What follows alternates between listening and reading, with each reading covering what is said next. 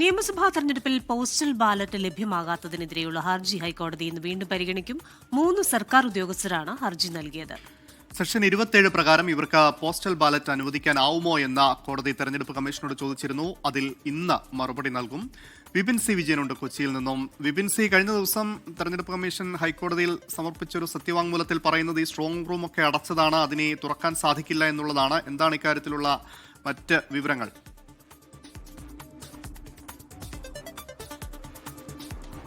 Good morning അമൽ, Christina. സർക്കാർ ഉദ്യോഗസ്ഥർക്ക് പോലും വോട്ട് ചെയ്യാൻ സാധിച്ചില്ല എന്നുള്ളത് ഒരു ഗുരുതര പിഴവ് സംഭവിച്ചു എന്നുള്ളതാണ് ഒരു പ്രാഥമികമായിട്ട് തന്നെ മനസ്സിലാക്കാൻ സാധിക്കുന്നത്. പോസ്റ്റൽ ബാലറ്റുകൾ എത്തിയിട്ടില്ല എന്നുള്ളതായിരുന്നു അന്ന് പറഞ്ഞിരുന്നത്. ഇത് ആദ്യഘട്ടത്തിൽ പരിശീലന സമയത്ത് തന്നെ സർക്കാർ ഉദ്യോഗസ്ഥർക്ക് ലഭിക്കേണ്ടതായിരുന്നു. പക്ഷേ അന്ന് അത് ലഭിച്ചില്ല. പിന്നീട് വോട്ട് ചെയ്യാൻ ഫെസിലിറ്റേഷൻ സെന്ററിൽ പോസ്റ്റൽ ബാലറ്റ് ഉണ്ടാകുമെന്നുള്ളത് പറഞ്ഞു. പക്ഷേ അന്ന് ലഭിച്ചില്ല എന്നുള്ളത് ചൂണ്ടിക്കാണിച്ചുകൊണ്ടാണ് ഉദ്യോഗസ്ഥർ ഹൈക്കോടതിയെ സമീപിച്ചത്. ഹൈക്കോടതി ഈ വിഷയത്തിൽ ഇടപെടുകയും ആദ്യഘട്ടത്തിൽ ഇത് തെരഞ്ഞെടുപ്പ് കമ്മീഷനോട് ചോദിക്കുകയും ചെയ്തു. അപ്പോൾ അന്ന് വൈകിട്ട് 5 മണിക്കുള്ളിൽ തന്നെ വോട്ട് ചെയ്യാനുള്ള എല്ലാ സൗകര്യം ഉണ്ടാവും പറഞ്ഞു. പക്ഷേ അതും സാധിക്കാത്തതിനെ തുടർന്നായിരുന്നു ഉദ്യോഗസ്ഥർ ഹൈക്കോടതിയിൽ വീണ്ടും എത്തിയത്. ഇപ്പോൾ അമൽ ചൂണ്ടിക്കാണിച്ച പോലെ തന്നെ കഴിഞ്ഞ ദിവസം ഇത് ഹൈക്കോടതി പരിഗണിച്ചിരുന്നു. അപ്പോൾ തിരഞ്ഞെടുപ്പ് കമ്മീഷനോട് ചോദിച്ചു, ഇനി ഇവർക്ക് വോട്ട് ചെയ്യാനുള്ള എന്തെങ്കിലും സൗകര്യം ഒരുക്കാൻ സാധിക്കുമോ എന്നുള്ളത്.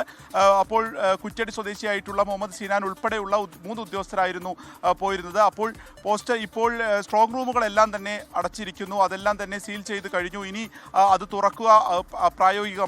ഒപ്പം തന്നെ ഇനി ഒരു ഫെസിലിറ്റേഷൻ സെന്റർ ഇവർക്ക് വോട്ട് ചെയ്യാനുള്ള ഒരു അവസരം ഒരുക്കുകയൊക്കെ ചെയ്യുന്നത് അത് തെരഞ്ഞെടുപ്പിന്റെ ആ ഒരു രഹസ്യാത്മകതയെ ബാധിക്കും എന്നുള്ളതായിരുന്നു ആ സത്യവാങ്മൂലത്തിൽ പറഞ്ഞത്. ഒപ്പം തന്നെ 2 പേർ ഫോമുകൾ ശരിക്ക് നൽകിയിട്ടില്ല എന്നുള്ളത് കൂടി തെരഞ്ഞെടുപ്പ് കമ്മീഷൻ ഹൈക്കോടതിയിൽ വ്യക്തമാക്കിയിരുന്നു. ഇന്നിപ്പോൾ വീണ്ടും ഈ ഹർജി പരിഗണിക്കുകയാണ്. ഇവർക്ക് വോട്ട് ചെയ്യാനുള്ള എന്തെങ്കിലും സാധ്യതയുണ്ടോ എന്നുള്ളതാണ് തെരഞ്ഞെടുപ്പ് കമ്മീഷനോട് ചോദിച്ചിരിക്കുന്നത്.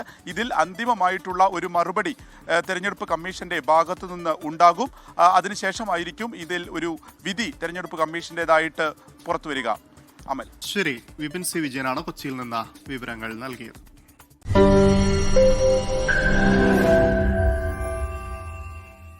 ലോകത്തെവിടെയായാലും ഏത് സമയത്തും 24 വാർത്തകളും ഓഗ്മെന്റഡ് റിയാലിറ്റി പാക്കേജുകളും എക്സ്പ്ലെയിനറുകളും വിശദമായി കാണാൻ ഞങ്ങളുടെ യൂട്യൂബ് ചാനൽ നിങ്ങൾക്ക് സബ്സ്ക്രൈബ് ചെയ്യാം.